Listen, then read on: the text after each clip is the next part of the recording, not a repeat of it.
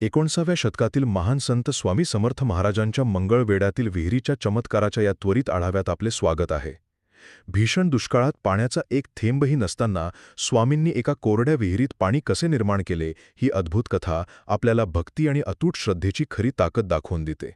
प्रथम त्यावेळच्या भीषण दुष्काळाबद्दल बोलूया.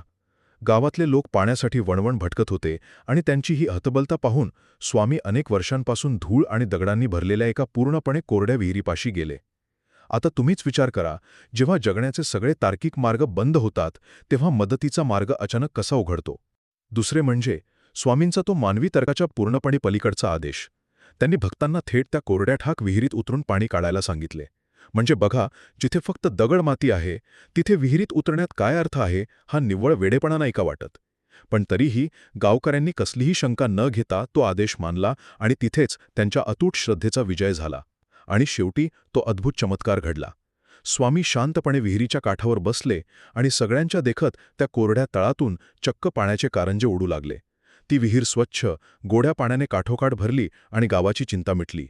हा चमत्कार फक्त पाण्याचा नव्हता, तर तुमची श्रद्धा खरी असेल तर अशक्य गोष्टही कशी शक्य होते याचं हे एक जिवंत उदाहरण आहे. थोडक्यात सांगायचे तर तुमची निस्सिंग श्रद्धा आयुष्यातील अत्यंत कठीण आणि कोरड्या परिस्थितीलाही आशेच्या गोड्या पाण्याने नेहमी काठोकाठ भरून काढू शकते.